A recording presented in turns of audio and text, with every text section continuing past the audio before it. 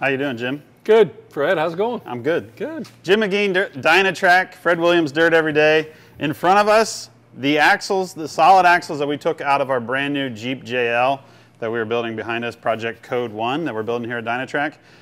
There's been a ton of questions about these axles. What are they? What size are they? Yada, yada, yada, yada. Basically, what it comes down to is at this point, right now, we know that these are the third generation Dana solid axles. What is the model number? That's kind of up in the air. We've been told a lot of different things. It's a 35, it's a 44, it's a 30.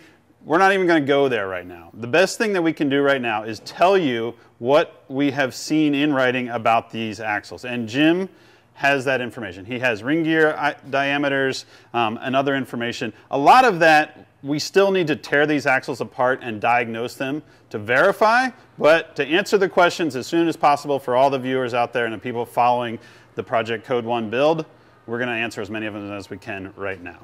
So Jim, what do you think? Brand new axles. Right, yeah. Well, I think they look great. I have to tell you, I think Jeep's done a fantastic job on this car. I'm very impressed by what I see.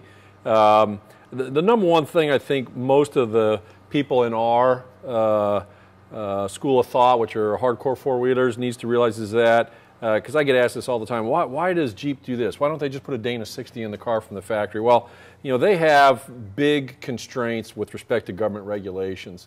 CAFE, fuel economy standards that they have to meet, and also the newer carbon footprint taxes that they have to pay when they build a vehicle that produces too much carbon. And Wrangler's kind of one of those. So pretty much, this vehicle would not have changed from JK if they did not have to meet federal regulations. And before you get mad about that, it's your government. You guys can vote a different government in and change all those regulations. So we are addressing what is here now, and they've done a lot of really interesting things to try and make better fuel economy. Yep, that's like right. This gadget right here. That's right. That's right. Yeah. So I think that this is probably the number one thing most of the people that are building JKs really cares about. This is called FAD or CAD, and that stands for front axle disconnect or central axle disconnect. This was used on earlier Wranglers, earlier Ram pickups, and essentially what it does is it takes the axle shaft that comes through here and it breaks it in half, and there's a coupling in the middle. And when the coupling is connected, it makes sure that power goes equally to both wheels, and when the coupling is disconnected, just the ends turn and the ring gear does not turn as it rolls down the road. So that saves fuel. Saves about half a mile per gallon maybe.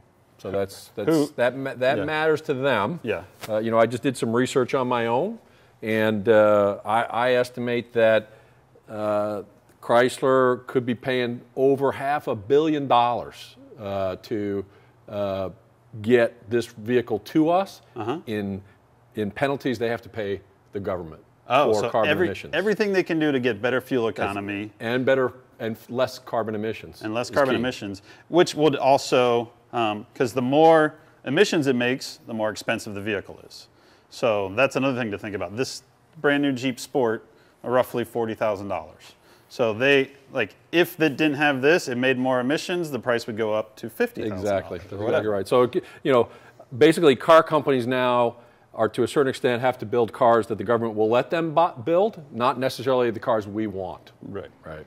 So other things I've noticed. So let's talk about the front axle first, all right? Because there's more changes, I think, in the front than there is in the back. So some good things, some things we can all be thankful for. One is they went to a bigger tube here. This is 2 3/4. Used to be 2 1/2. Okay. I haven't taken this apart yet. That's outside diameter. That's outside diameter. I haven't taken this apart.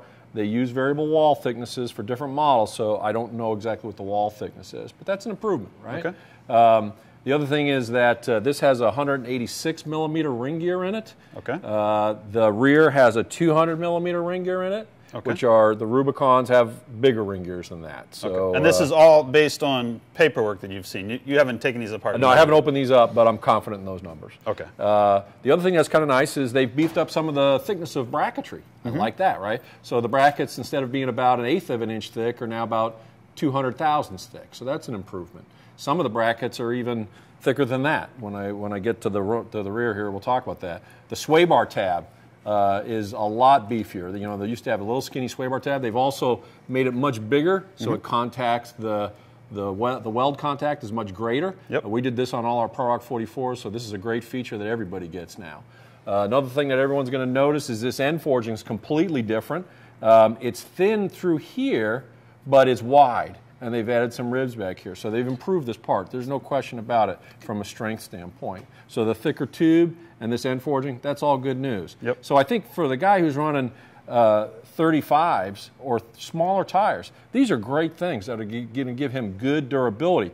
Still, the guy's going with 37s and bigger tires. This may not necessarily, get it done for you depending on how you drive. Right. That's kind of to be determined until we have about 100,000 of these things out on the trail. That's right. Getting better. So, aluminum knuckles. Aluminum knuckles. A lot of people are mad about this, but Jim, I'm not necessarily mad about this. It depends. I don't know what this is made out of yet. All okay. Right? I'll find out eventually. But right now, just because it's aluminum doesn't mean it's bad. I think it depends on what kind of aluminum it is and how strong it is. Jim uses aluminum knuckles on his new XD60. So, right. Before you start dogging the aluminum, realize that there are good aluminums, there are bad aluminums, or better and worse. Right. And it can be designed really strong, as Jim has proven with his new axle. Right. The other thing I noticed is that the wheel bearing is pretty much the same, but they've thinned out the flange to reduce weight.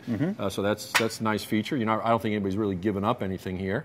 The bolt pattern is still 5-on 5.0, 5-on 5, which is the same as the JK. A lot of people ask me that. Is the bolt pattern the same? Yes, it is. So if you had nice wheels on your JK and you're buying a JL, yes, you can bolt them on here. That's not a problem. However, these are now stepped up to 14 millimeter. That's right. Instead of 12 millimeter. So you'll need new lug nuts. You'll need new lug nuts.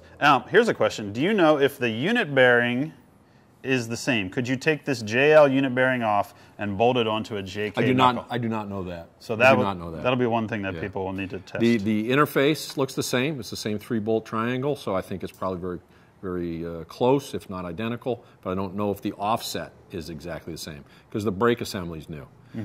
The sensor for the speed sensor for the front looks very similar, but it is different. Yep. And that's all I can tell you right now. Ball joints. So. The upper ball joint's been improved. It actually has a swivel in it, whereas the old one was kind of just a stem. It was almost like a pin and a bushing. Yep. So that's an improvement. I can't really speak to the durability of these yet. It's just too soon. But definitely they've made improvements here. I don't think there's any question about it. Steering joint. This is a U-joint style, and the forging looks to be pretty much the same as it was. I don't see any major changes here. The size of the U-joint's the same. It's the 1350 series wheel joint. I think this looks very much like it was on a JK to me. So here's a question for you. You are in the axle business. Your job, ideally, would be to have guys pull these out and put your XD60 in here. Well, that'd be nice, but it won't happen. Yeah, it's not going to happen to everybody. Right. So what do you think people will be changing on this? Knowing what you've seen in the off-road industry before, are they going to ditch this and go to a solid axle? Are they going to buy all those gusset things that they bought on JK? Will they pull all this guts out and stuff it into like a Pro Rock 44? What's the market going to drive? There's still advanced. I still think that it depends on the person. So if you're a person who buys your Jeep and you go to the mountain skiing, or you go down to the lake house and you're mostly driving on graded dirt roads or snow-covered roads, you probably won't do almost anything to this. Won't even touch it. You probably won't even touch it. And you're running 33s maybe. Maybe you put 35s on it with a little bit of it. You probably just leave it alone. Now, if you go to 35s with a little bit with some plans to do some more hard trails, or 37s with the intention of doing hard trails and so on, then we're going to offer a Pro Rock 44 just like we do now. We're also going to offer ball joints just like we do now. We're fairly confident that we have less cost constraints. So the factory also, in addition to the legal requirements that they have to comply to, they have cost constraints. The cars are already getting too expensive for a lot of buyers, so they need to keep costs down. In the aftermarket, this gives our customers the ability to buy up to better performance for a few dollars more if they need it. Yeah. But the everyday guy, he's got a great piece of equipment. But on the JK, you could take all the guts out of your JK 44 and stab them into a Pro Rock 44. Correct. Can you still do that with JL? Not right now. Not right now. Not right now. So you would it would have to be a different housing for the JL 44 or 30 parts to go into it. Yeah. So there's a couple, and there's some good reasons for that. Okay. So right now, if you're a JK customer with a Dana 30, you can't use your internals in your Pro-Rock 44 either. Sure. Only the Rubicon user can, right? And so a guy with this 186 millimeter ring gear is, if he's going to the trouble to change his housing, he's probably also going to want to add a locker, isn't he? Right. And he's probably also going to want the bigger gears that we can give him, isn't he? Right. Yep. So we're going to do that for him. So I think that really, for a lot of users, this hasn't changed much. Right. Will we have a Pro-Rock 44 that reuses the internals from the new JL 44? I think you can expect that to happen down the road. And then the rear, this, do we know, is this the exact same housing as what's in the Rubicon?